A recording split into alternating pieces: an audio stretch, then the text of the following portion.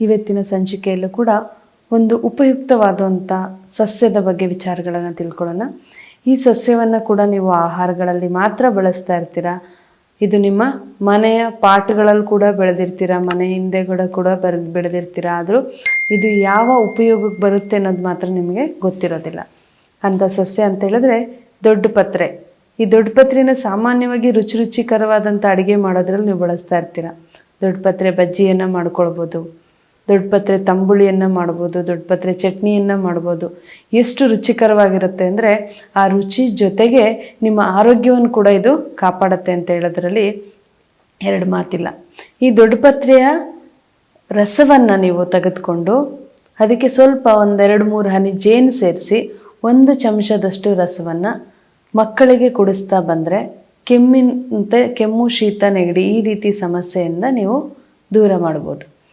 ಒಮ್ಮೆ ಕೊಟ್ಟರೆ ಸಾಕಾಗೋದಿಲ್ಲ, ಒಂದು ದಿನಕ್ಕೆ 2-3 ಬಾರಿ ಕೊಡೋದ್ರಿಂದ ಶೀತ, ನೆಗಡಿ, ಕೆಮ್ಮನ್ನು ನೀವು ಗುಣಪಡಿಸ್ಬೋದು. ಮಕ್ಕಳಿಗೆ 1 ಚಮಚ ಸಾಕಾಗುತ್ತೆ, ದೊಡ್ಡವರಾದರೆ ಸ್ವಲ್ಪ ಜಾಸ್ತಿ ತಗೊಳ್ಬೇಕಾಗತ್ತೆ. ಈ ದೊಡ್ಡ ಪತ್ರೆಯನ್ನು ಪಿತ್ತನಾಶಕ ಅಂತ ಕೂಡ ಹೇಳ್ತೀವಿ.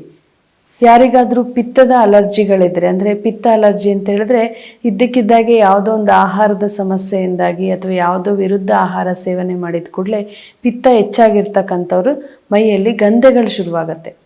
ಅಗಳಗಳವಾದಂಥ ಈ ದೊಡ್ಡ ಪತ್ರೆ ಎಲೆಯಷ್ಟು ಅಗಳಗಳವಾದಂಥ ಗಂಧೆಗಳಾಗ್ತವೆ, ವಿಪರೀತ ನೆವೆ ಆಗುತ್ತೆ, ಮುಖ, ಕೈ, ಕಾಲೆಲ್ಲ ಊದ್ಕೊಂಡಂಗಾಗತ್ತೆ.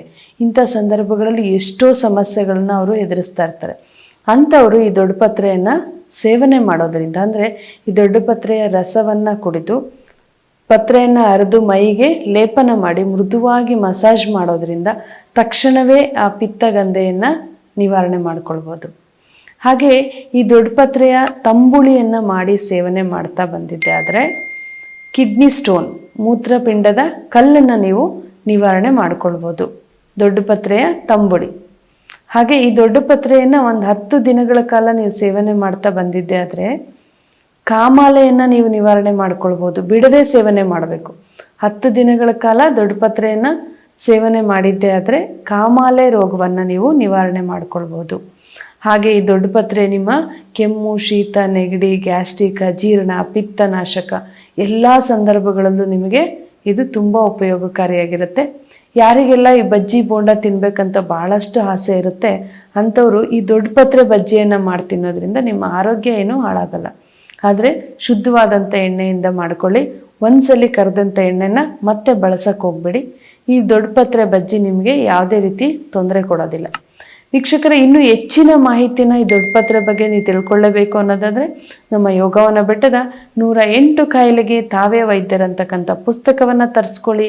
ಕೇವಲ ದೊಡ್ಡ ಪತ್ರೆ ಮಾತ್ರವಲ್ಲ, ನಿಮ್ಮ ಸುತ್ತಮುತ್ತ ಸಿಗ್ತಕ್ಕಂಥ ಎಲ್ಲ ಸಸ್ಯಗಳ, ಎಲ್ಲ ವನಮೂಲಿಕೆಗಳ, ಎಲ್ಲ ಸೊಪ್ಪು ತರಕಾರಿಗಳ, ಎಲ್ಲ ಹಣ್ಣುಗಳ ವಿಶೇಷವನ್ನು ನೀವು ತಿಳ್ಕೊಳ್ಬೋದು.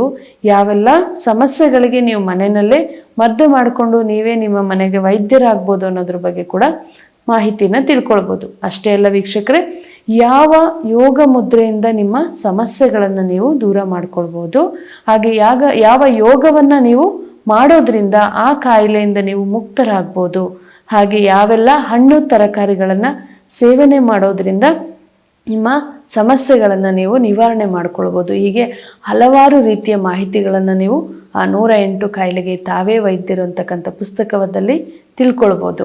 ವೀಕ್ಷಕರೇ, ಇನ್ನು ಎಲ್ಲ ಮನೆಮದ್ದುಗಳನ್ನು ಕೂಡ ಮಾಡಿದ್ದೀವಿ, ಎಲ್ಲ ಆಸ್ಪತ್ರೆಗಳನ್ನು ಸುತ್ತಿದ್ದೀವಿ, ನಾವು ನೋಡದೇ ಇರೋಂಥ ವೈದ್ಯರೇ ಇಲ್ಲ, ಇಷ್ಟೆಲ್ಲ ಮಾಡಿದ್ರೂ ನಮ್ಮ ಸಮಸ್ಯೆ ಬಗೆಹರಿತಾ ಇಲ್ಲ ಅಂತ ಇದ್ದರೆ ಚಿಂತೆ ಪಡೋದು ಬೇಡ.